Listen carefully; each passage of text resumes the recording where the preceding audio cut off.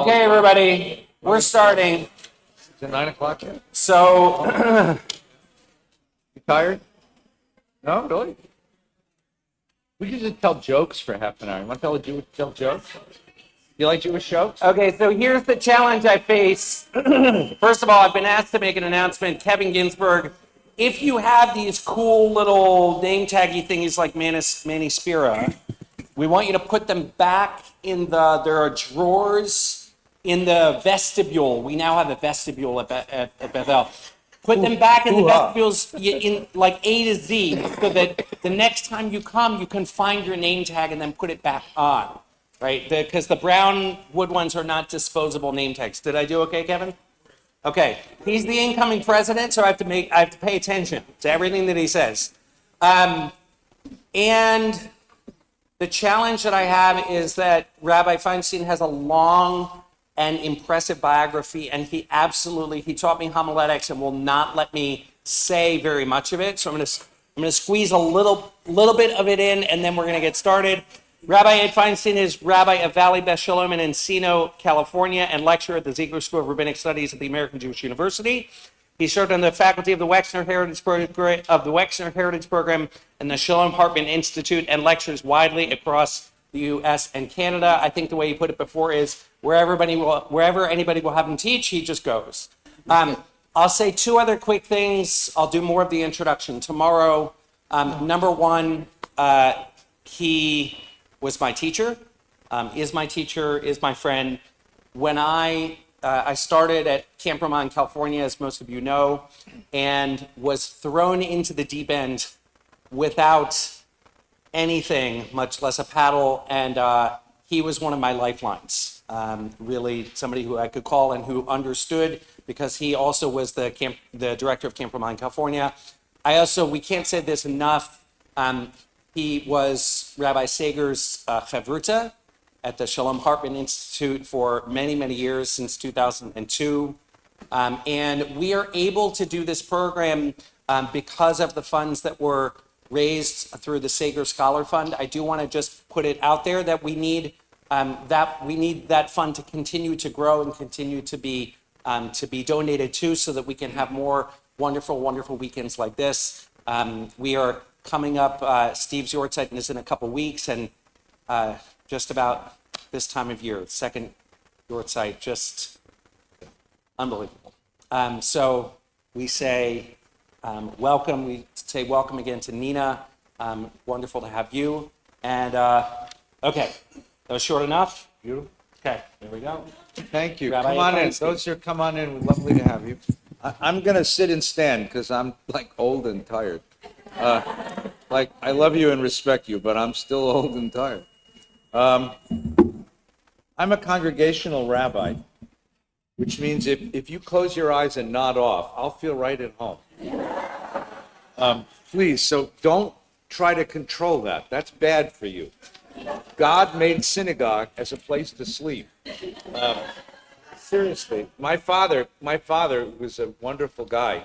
Taught me that there's no better sleep than sleep in shul. And he comes to my shul. My father's 96, thank God, and comes to shul every Shabbos and promptly falls right off to sleep and loves it. God and he get along really well. I think God sleeps in shul. So there's absolutely no reason you should feel inhibited from doing the same, especially after a lovely, lovely meal. Thank you for dinner. Really a beautiful meal. And thank you for this lovely opportunity. 22 years ago, I was invited to be part of a cohort of rabbis that were beginning a new program at the Hartman Institute in Jerusalem, rabbis studying together to imagine a new way for Judaism in the 21st century. And so that summer, Nina and I packed up our kids and we went to Jerusalem and walked into the Beit Midrash, the study hall of the Hartman Institute. And there was a gentleman sitting there who looked remarkably like Robert Redford. And I saw him, and Nina saw him, and Nina said, "Let's go sit there." And at Hartman, you study with the person you're sitting with, no matter who they are, whether you know each other or not. And Stephen and I and Nina and Sivi sat together for about 18 summers. About 18 summers, we studied together, we learned together, we struggled through major texts together. Some years, Sibby and Nina didn't come. They stayed home with the kids. And so Stephen and I had some guy time together. And the great thing to do was to crawl through the alleys of the old city. He knew every place to get Arab desserts and every place to buy olive wood tchotchkes for your Christian friends, and the Armenian photographer who took beautiful pictures in the 1920s. And we went all over the state of Israel. We would ditch the field trips and go off to the wineries, and we had wonderful times. Rabbi Sager had a superpower, and if you knew him, you know the superpower. There are people in the world who enter a room and suck up all the oxygen in the room because they need all the attention in the room. Rabbi Sager was the opposite. Rabbi Sager was a light bulb. And wherever he was, he shined the light on the people that were around him and made them feel so very special and found their particular genius. So to be with him was a great joy. I spent the whole year getting beat up by my synagogue and came to Israel so that Steve could remind me of why I do this work. He was just that way. It's a kind of inverse charisma, right? To give you a story. Winston Churchill's mother once went to a state dinner and was seated next to Gladstone, the great British statesman, and came home convinced that Gladstone was the most clever man in all of England. And 3 weeks later, she went to another state dinner and was seated next to Gladstone's rival, Benjamin Disraeli, and came home convinced she was the most clever person in all of England. That's Stephen. That's who Stephen was. Rabbi Sager made every one of us feel we were really very special. We were worth listening to. We had something to contribute. We brought something special to the world. I think that is a brilliant gift. Incredible, incredible blessing. It's no wonder that he was such a good translator. I mean, you can read Yehuda Amichai, and his Hebrew, Yehuda Amichai's Hebrew is not that hard to read in Hebrew, but it was always better to read Steve's translations, because Amichai, through Sager, was better than Amichai alone. Right? There was something about his way of highlighting the power of Amichai's vision that made him such a great translator of both ancient texts and modern texts. And that was his genius for everyone that he met. So for 18 summers, we spent some beautiful, beautiful time in Jerusalem.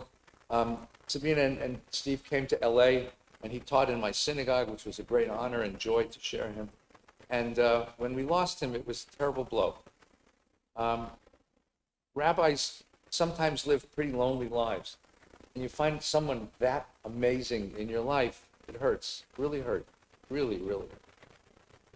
The opportunity to come this weekend and remember him and teach in his honor is something that I take very, very seriously. So I want to thank you for this beautiful invitation. I want to thank Rabbi Graber for his constant generosity, his kindness and spirit. Thank you.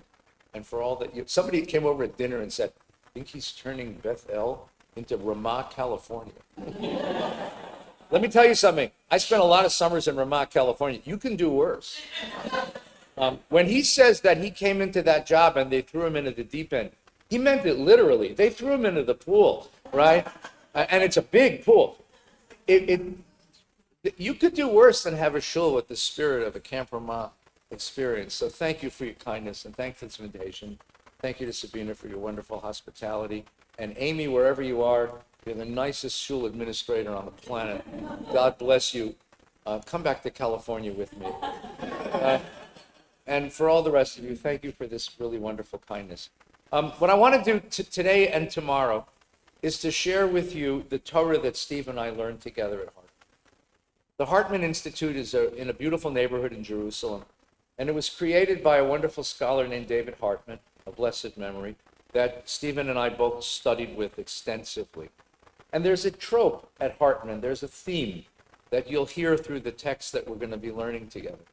And the trope is a deep and abiding faith in the creative power and spiritual resilience of the Jewish people. That's what Hartman is really about.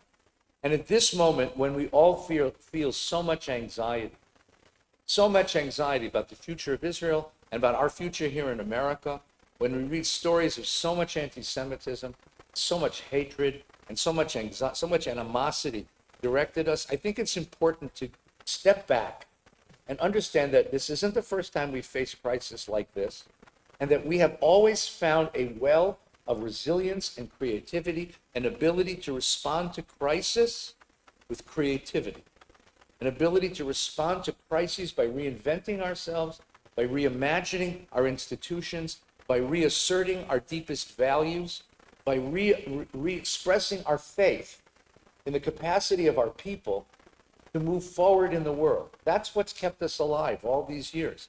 And so I'd like to teach that this weekend, because that's what we learned at Hartman from David, from Rabbi David, and we learned from his son Daniel, who's a wonderful teacher, and all the other teachers that Steve and I had a chance to learn with at the Hartman Institute. So I'll begin with my own biography. I was raised in suburban Los Angeles, way out in the end of the San Fernando Valley, if anybody knows where that might be, land of the malls. And like every other kid of my generation, I went to Hebrew school. Well, rather, I was taken to Hebrew school. I was that very odd child who loved Hebrew school. I loved Hebrew school for a very simple reason. I have 3 brothers. Hebrew school, I could meet girls. And so I would chat up anyone they sat me next to. The teachers always thought the way to keep him quiet is to put him with girls around him. But I chatted up these young women. It was wonderful. And I would come to class and I would start chatting. And we had these Israeli teachers. They were all former commandos, right? And she would look at me and I'd get 2 words. Yitzchak, Sheket. Yitzchak's my Hebrew name. And Sheket is the Hebrew equivalent roughly of shut up. And I'd say, Cain, Mara. Yes, of course. And I'd go on chatting, because after all, she's not going to distract me from this young woman, right? And then I'd get another. Yitzchak, Sheket. Be quiet. Cain, Mara. Cain, beseder. I need beseder. And then I'd get a third one, and then she'd get cross, and she'd look at me and point to the door and go, La Sifriya. Get to the library. And it says what happened every Monday and Wednesday. I got thrown to the library. Now, my synagogue had a pretty good library. And that's where I learned how to love Jewish books, because I started reading my way through the library.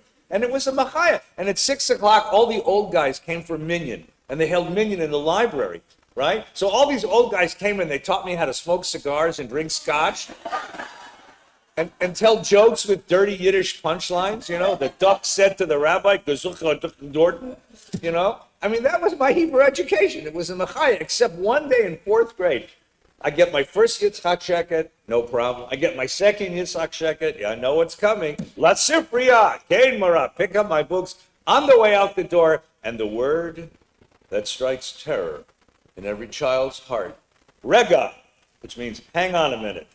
Cain Mara, yes? She said, do something for me. Sure, what would you like me to do? And she gets this conspiratorial smile on her face. She says, write a book report.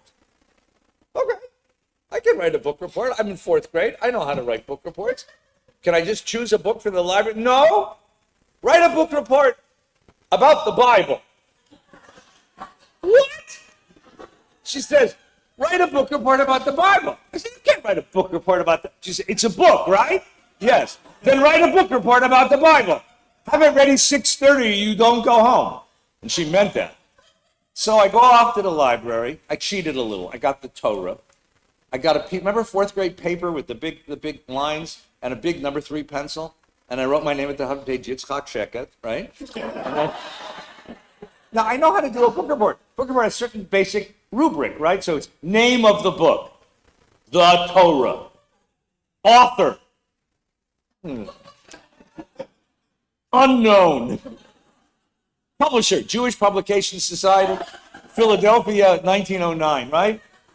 Setting of the book, somewhere in the Middle East, right? Plot of the book, climax of the plot of the book, resolution of the climax, and then the all-important, would you recommend this book to your friends? Now, I realize later on that I've spent most of my adult life trying to write that book report. Because what the book report is asking is something kind of ingenious. When we read scripture, when we read Torah, Bible, we tend to read this week's Torah portion, or this verse, or this chapter. Sometimes maybe a whole book like Ruth or Esther or Lamentation. But the question of what is the narrative arc of all of the Bible? For that matter, what is the narrative arc of all of Jewish life? Does Jewish life have a narrative arc? Does Jewish life have characters and setting and a climax? What is the narrative? What is the lesson of this entire enterprise? That's the kind of question that David Hartman used to look at and ask us. And I started really thinking about this some years ago. I happen to think that there is a narrative arc to Scripture, and I think it's the narrative arc of the whole tradition. And I think the name of that narrative arc is chutzpah. Now, you all know chutzpah, right? Chutzpah means insolence, nerve, cheek, temerity. You know, the famous definition of chutzpah is the kid who kills his parents and throws himself on the mercy of the court as an orphan. And that was considered funny until somebody did it. You know, what's chutzpah? Mama takes baby to the seashore, to the beach, and baby is making a sandcastle. All of a sudden comes a tsunami and whips away the child. Mama turns toward heaven and says, Rabbi, the master of the world, for this I suffer and struggle. For this I prayed. How can you? Then all of a sudden the tsunami comes back and deposits the kid right back in her arms, and not a hair is different on his head. And she turns her eyes toward heaven and said, he had a hat. Chutzpah. That's chutzpah. Now the word chutzpah is not Yiddish. It's used as a Yiddishism, but it's not. It's actually Aramaic. It's actually much older. It occurs in the Talmud. And in the Talmud, it does have some of that, insolence and temerity, but it has another meaning. In the Talmud, in the Jerusalem Talmud, it says that the land of Israel is possessed of a quality of chutzpah, because no matter how many times the land has been conquered, every springtime it sprouts new wildflowers. Chutzpah in the Talmud means unquenchable life, unquenchable energy, the sort of temerity that it takes to go on living even when the whole world wants you dead. That's chutzpah. And I want to suggest to you that chutzpah is the narrative arc of the Jewish tradition. That's the great contribution. That the great contribution of the Jewish people to human consciousness, we all think of its ethical monotheism. I'm the only guy that doesn't think that. I think that the remarkable contribution of Jewish consciousness, of Jewish thinking to human consciousness is the image of the human being in the world.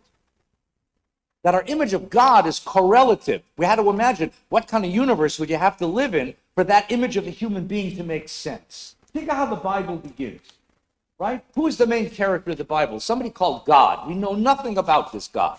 We don't know where he comes from, what he lives, who he dates. We know nothing about this God.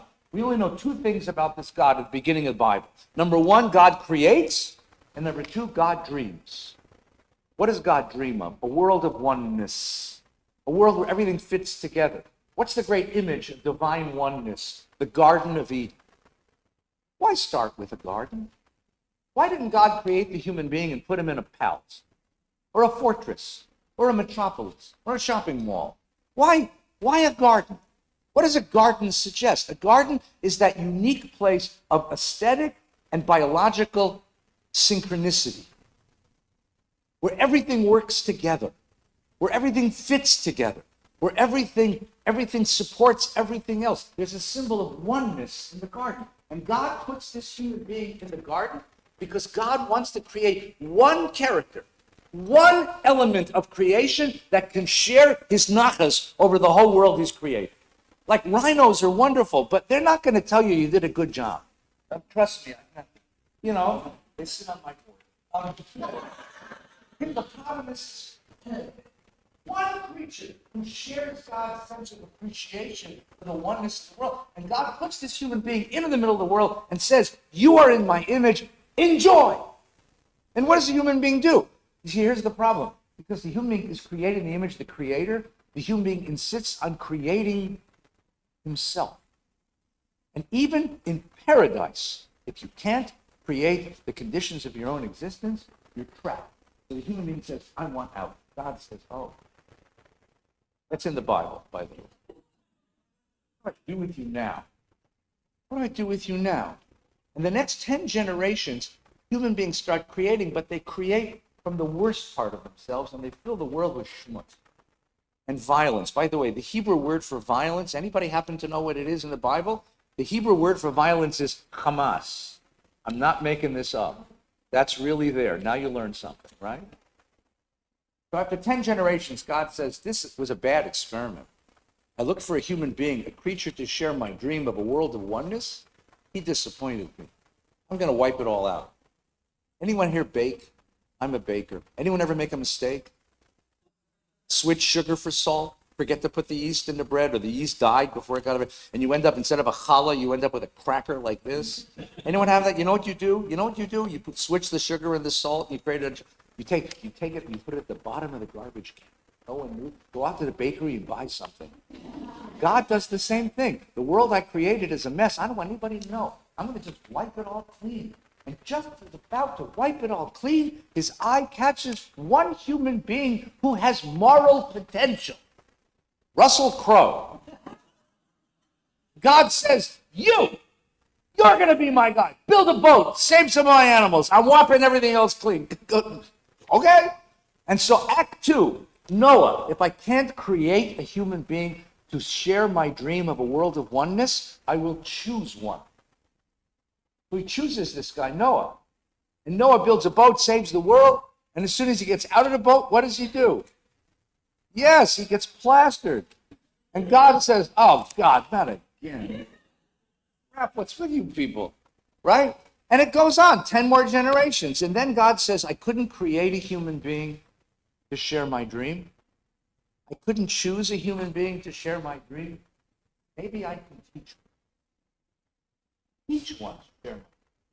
So he looks at the world and he chooses someone. Now, there's a long tradition of why Abraham was chosen, but I know the real reason. The real reason is his name started with an A. He'd been Zachary, he'd be at the end of the line. A.B. Right, exactly right. A.B. Right? He chose the eeny, meeny, you. And he says, you, how would you like to be my partner in creating a world of oneness?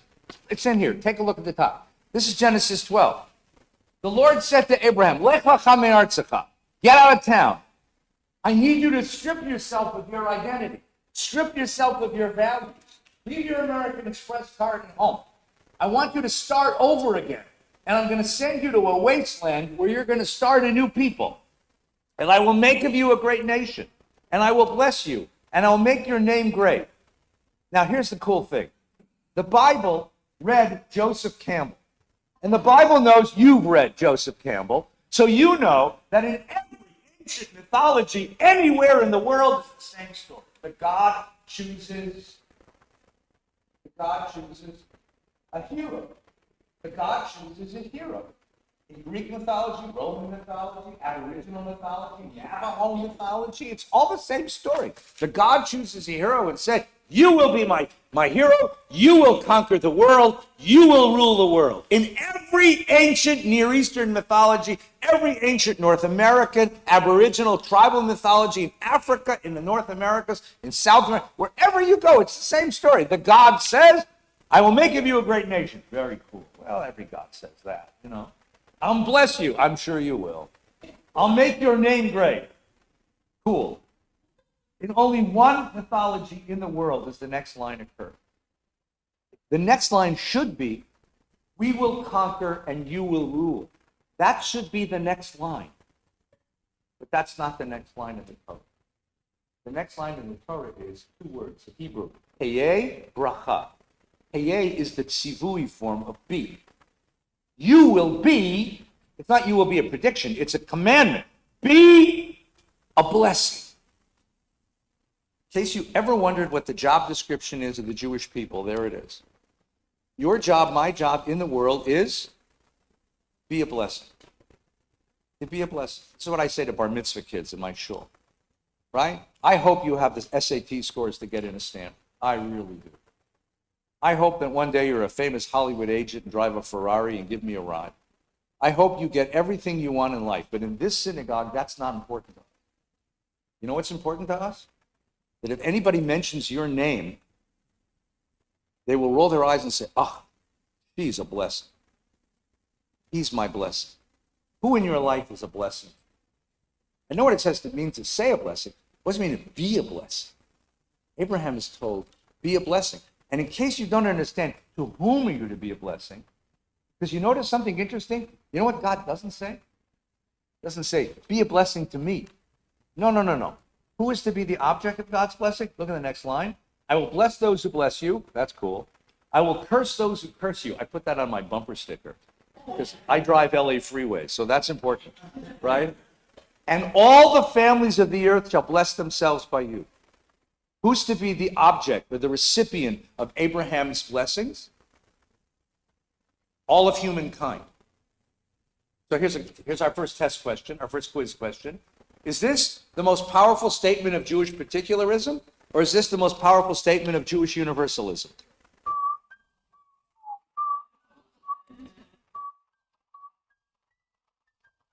The answer is yes. You can't articulate Jewish particularism, that is our tribe and our people, without at the same time articulating our responsibility to the world. And you can't imagine a responsibility to the world without a deeply held sense of Jewish people. That's how this works. And anyone who tries to divide those two, who says, to hell with the world, I'm just concerned about my people, or the other way around, to hell with my people, I'm just concerned with the world, destroys the whole system. That's what this is saying. So we are God's third act, third attempt to create a partner, to create a world of oneness. Abraham's chosen. But now the Bible, really? God needs him? God needs him to be a vessel of blessing in the world? How much does God need him? Let's test this idea. And the next chapter is a thought experiment. How much does God need him? And the chapter 18, Genesis, is a thought experiment of what it means to have a God who says, I need you. So here's the story. Abraham wants one thing in the world. He wants a kid. God keeps saying, we'll have descendants like the stars in the sky. I don't know why when I quote Bible, it sounds better in English accent, but it does. And sand on the shore, right? Like, because James Earl Jones is God in my head, that's why. I am your father, Luke Scott. And Abraham says, yeah, that's cool. I want one, right? No, you will have multiple nations. Just want one. God says, okay, I'll give you one. Sarah gets pregnant, right? 3 angels show up in Abraham's tent. The first one says, Mazel tov, you're going to be parents. Sarah's 90. He says, you kidding? Have you seen my old man? Viagra won't come along for quite a while. You know, God says, you don't think I can make miracles? The 90-year-old woman sees a child. Don't try this at home. Okay? Then the 2 angels that are left, they bring a message. And what's the message? Abraham lives right outside of Hebron, Kiryat Arba, which is on the rift. Down below is the great city of Sodom, right at the edge of the Dead Sea today. The men looked out from there and looked down towards Sodom, Abraham walking with them to see them off. Now watch, look at verse 17. Now the Lord said, shall I hide from Abraham what I'm going to do? Who's God talking to? Himself. This is divine illumination. Shall I hide from Abraham what I'm going to do? Now, what is the ostensible answer to that question? Of course you should. You're God. You're not accountable to anybody. No one has to, you don't explain yourself. You're God. What's the fun of being God if you got to go explaining yourself? Me, I'm married to my wife. I'm married to my synagogue. So I carry one of these with me 24 hours a day because this is my way of staying in touch. If she needs to find me, or the shul needs to find me, or my members need to find me, and they keep doing it. This is how I'm accountable to people. Is God accountable to anybody? Yes. Why? Because now that he's entered into covenant, he's a covenantal partner. Shall I hide from Abraham what I'm going to do? Why? Because Abraham is going to be a great and populous nation. He will be a source of blessing to the world, and he will bring my justice and righteousness into the world. And therefore, I am accountable to him. So I better tell him what I'm going to do. I'm going to off these 2 cities. Right? And then, by the way, then he does another thing, goes down to take a look, right? Then the Lord said, the outrage of Sodom and Gomorrah is so great, the sin's so great. But if he already knows it's so great, why the next sentence? I'll go down and see if it's true. Like you knew it was that bad. And then Abraham came forward. Look at verse 23. Vayigash Abraham. The Hebrew word vayigash means he stepped up to the plate. Baseball hadn't been invented yet, but that's what it means. He steps into the encounter. And he says to God this speech. Will you sweep away the innocent along with the guilty? What if there are 50 innocent in the city? Will you wipe out the place and not forgive it for the sake of the innocent? Far be it from you to do such a thing to bring death on the innocent as the guilty, so that innocent and guilty fare alike. Far be it from you, shall not the judge of all the earth deal justly. What did Abraham say? Look at that line again. Look at that line again. Look at verse 25. The Hebrew is Chalila Licha. Far be it from you is H.L. Ginsberg's translation. Ginsberg was my Bible teacher. He studied at the University of London. He was a very, very polite man. Chalila Lecha does not mean that. What does Chalila Lecha mean? Chalila Lecha is what my bubby used to scream at me. My parents would go on vacation. I have 3 younger brothers. We would beat the living life out of each other.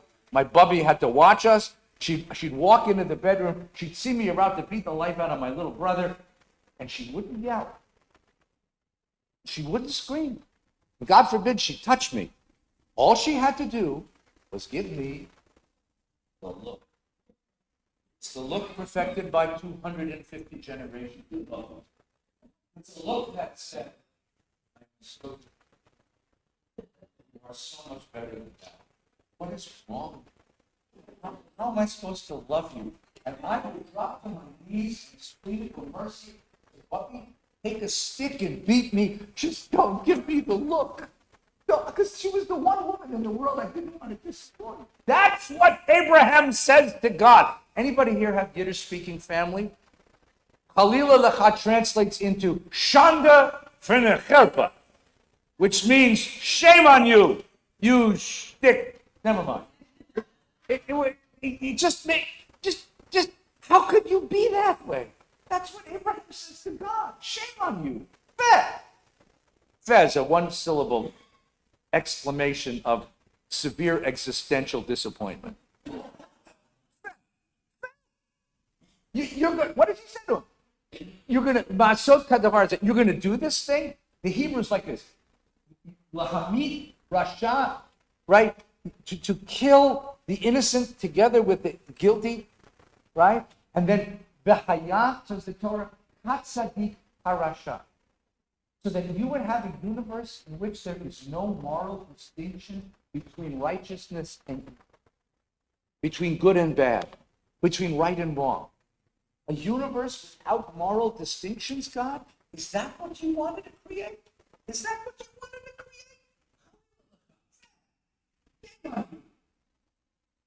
Shall not the judge of all the earth be just? Now, what should happen next? I'll tell you what should happen next. After Shabbos, go home and Google a 10-second video called Vanity versus Gospel. Has anyone ever seen this movie? Okay, it's 10 seconds long, and it shows little Bambi frolicking with the bunnies and the squirrels in the forest, and then out of the top of the screen comes a foot. That's the whole movie. If you're God, why do you put up with this stuff? You're running the universe. This guy's telling you you're doing it wrong. What? That's what should happen. But it doesn't. Why not? Because Abraham is covenanted. Because God needs Abraham. So God says, okay, fine. Right? Remember the comedian Jackie Mason once said the greatest Jew who ever lived was Menachem Begin, who will go through history for his famous phrase, okay, all right, okay. You want that? Fine. God says, okay, you find me 50, I'll give you the city. Now, Abraham has sold enough camels in the Shuk of Beersheba that once you get the customer in the shop, now we can do some business, boy. 50, you said 50. What if I want 5? You said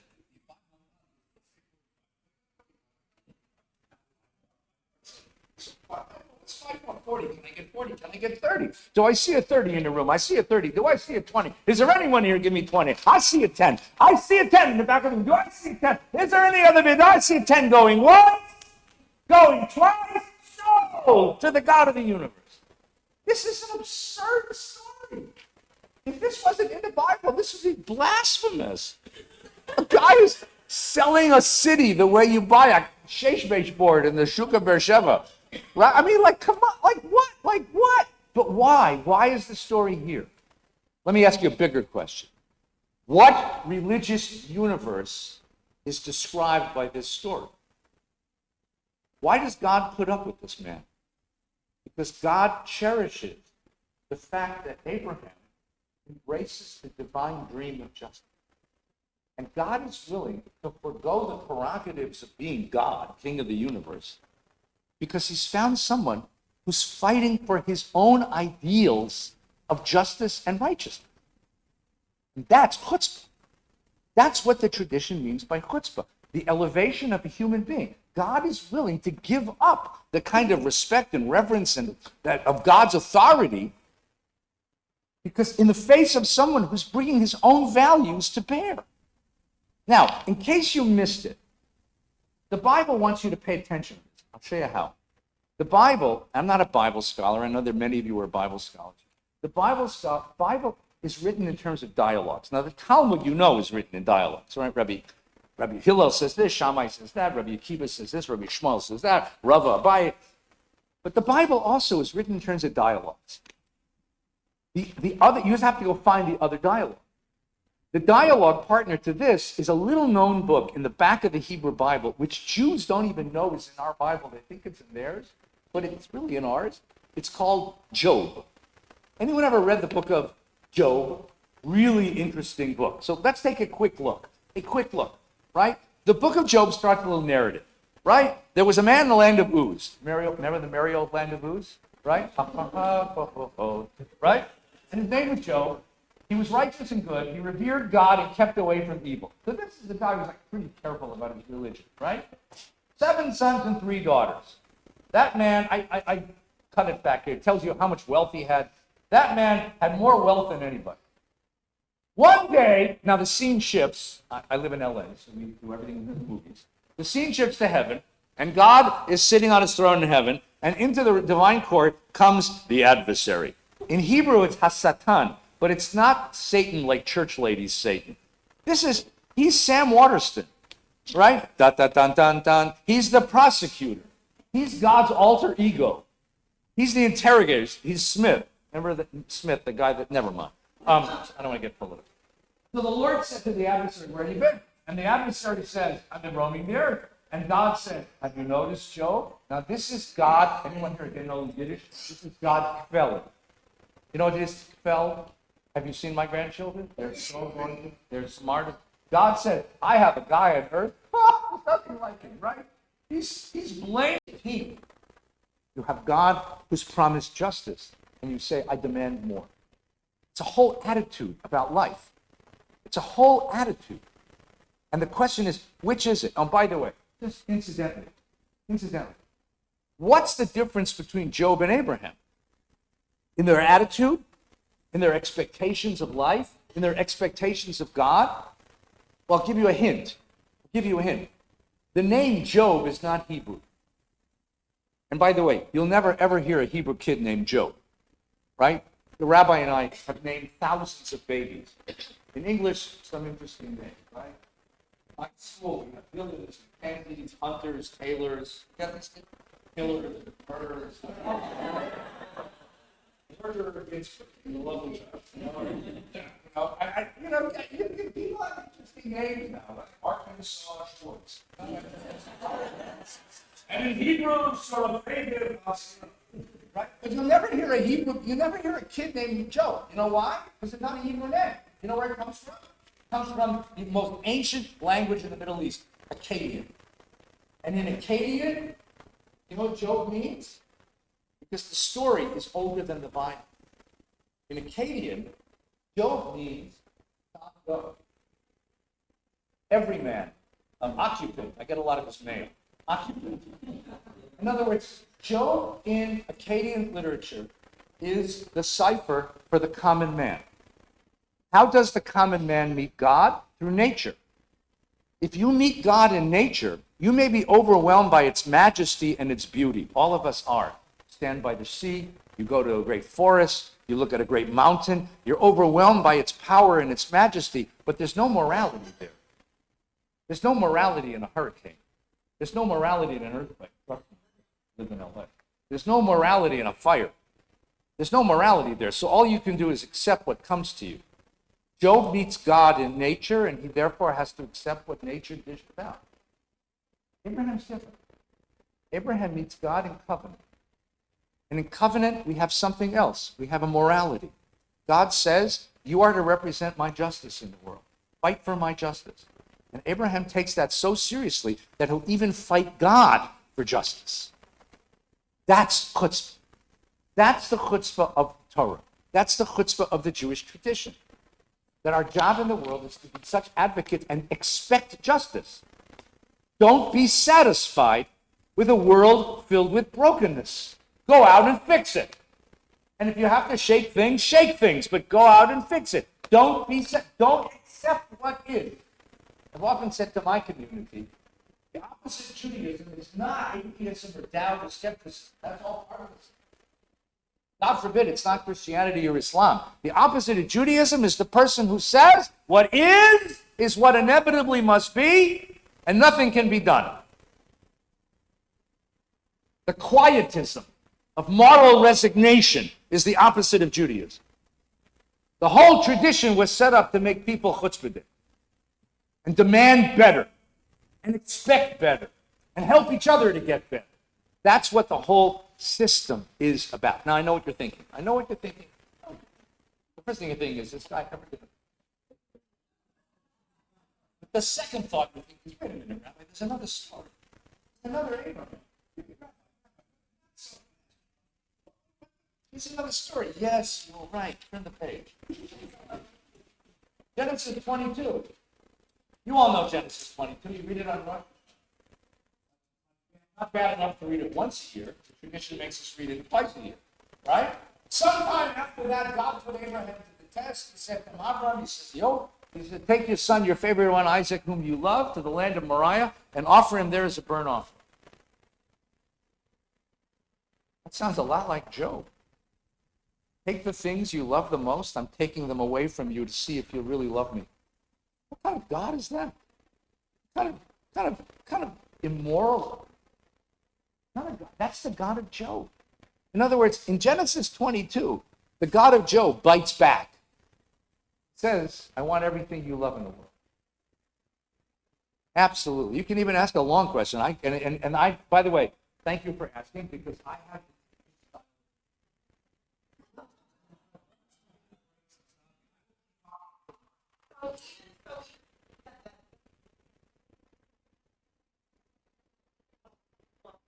No one knows. The book of Job is an allegory.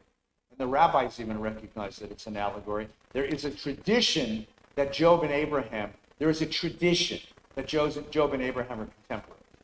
But that's only to connect the two stories. Don't leave them apart. That's just the tradition. In the Bible itself, Job is in the third part of the Bible. Abraham's in the poets. They're far apart literally. But in terms of time, there's no time. Job doesn't have. Does that make sense? Thank you. All right. Yes, please. It says in the first text,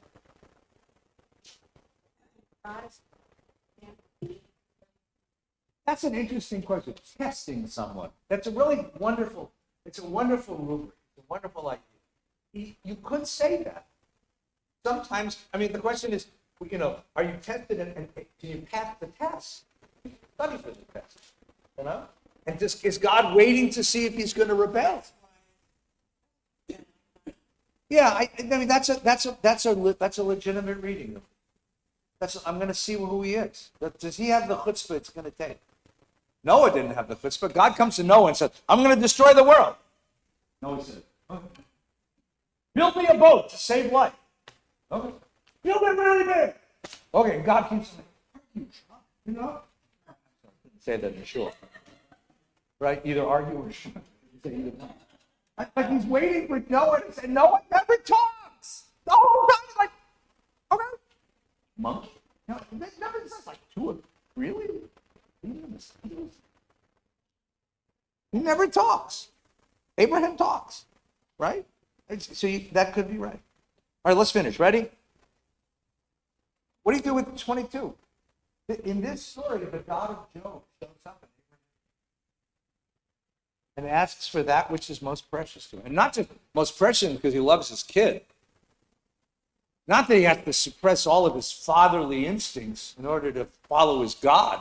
But remember that all of Abraham's career has been following this God on the presumption that he will have descendants who will carry on after him. So if you obey the rule, if you obey the commandment to kill the kid, the covenant is canceled. But if you disobey the commandment to kill the kid, the covenant is canceled. That's a trap. I mean, that's a trap. What's he supposed to say? Now, you know the story well. I'm going to go through the story. That story is so disturbing and so difficult and so different from the Sodom and Gomorrah. So David Hartman, our teacher, used to say, you have here two paradigms, two Abrahams, two religious universes. The Akedah story is the religious universe of Job. It's submission. It's surrender, right? Kierkegaard called it the teleological suspension of the ethical. We should use that in conversation sometimes. Teleology means it gets you somewhere. Suspension means you stop the ethical. You give up what you know is right because God told you to. Is there ever a circumstance in which religion tells you to do something which is patently immoral? Kierkegaard says, yes, that's the highest act of faith. Those of us who live in a world where people drive airplanes into buildings don't believe that so much, right? There's a question. And Genesis 18 is a difference, so that's one way to do it. I want to show you a different.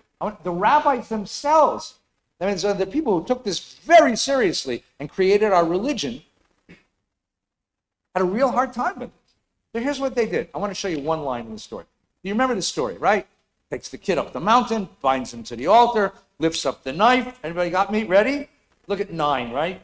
They arrived at the place where God told them. Abraham built the altar. He laid the kid on top of the river. Look at verse 10. Ready?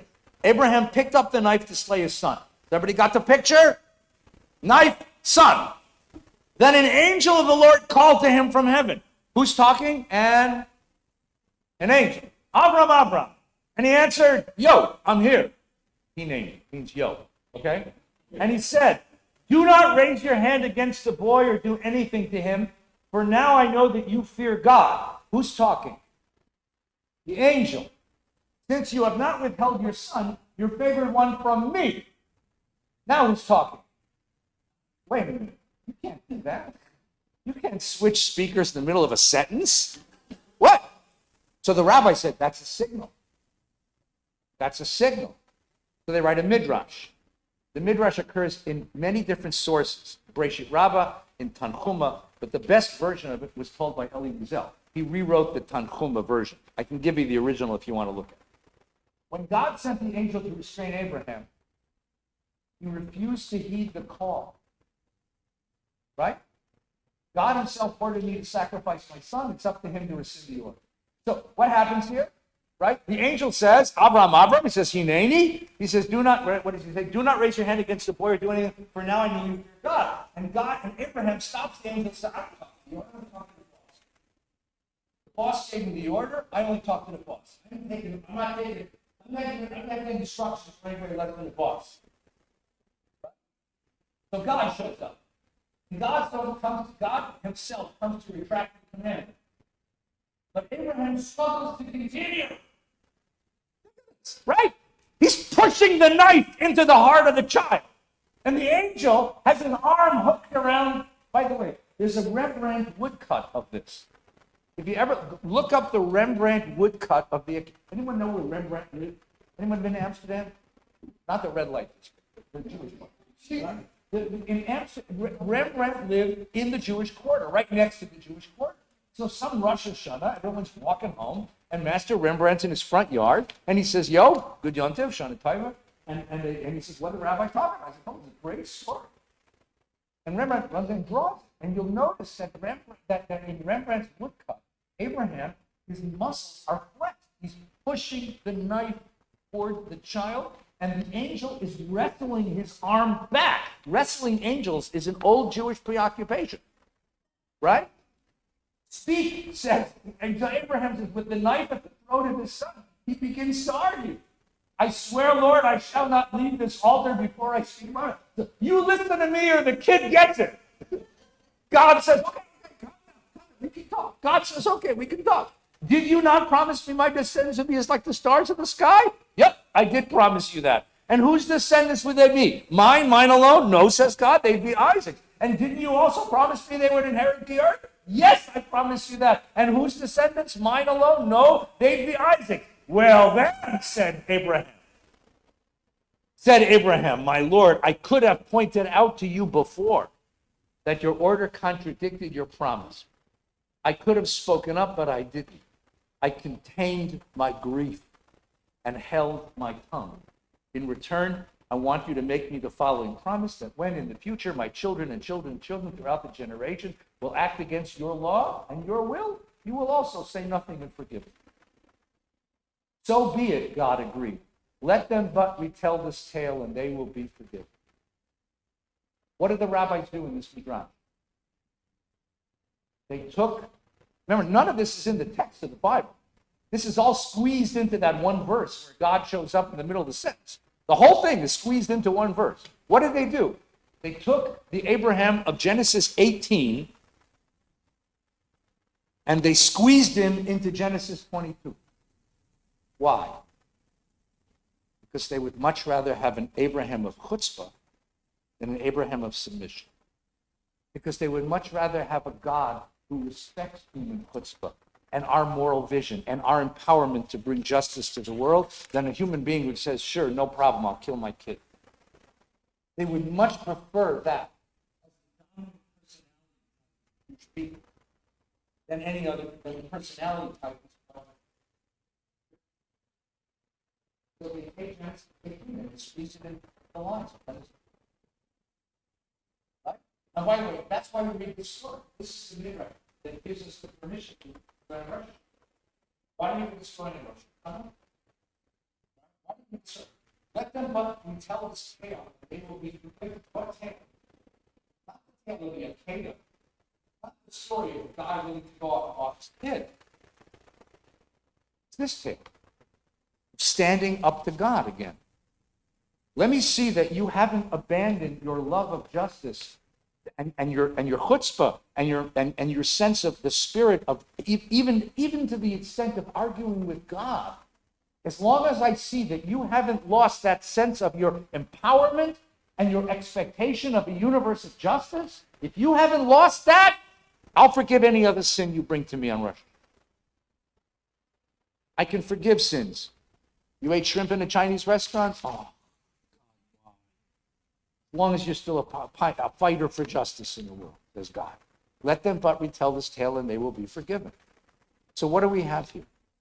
We have the birth of a certain kind of human character, right? A human character. The empowerment of a human being and the correlative acceptance by that human being of a responsibility to bring the world to a certain state, to a state of justice. That's our place in the world. That's what we're here to do. That's what the whole tradition was designed. That's what the whole tradition was designed to produce. The whole tradition is a giant technology to create human beings who demand justice, and have a sense of their own empowerment, and are not willing to be cowed by any authority in the world, including God himself. For that reason, I really do think it's a good book, and a book worthy of recommending to your friends.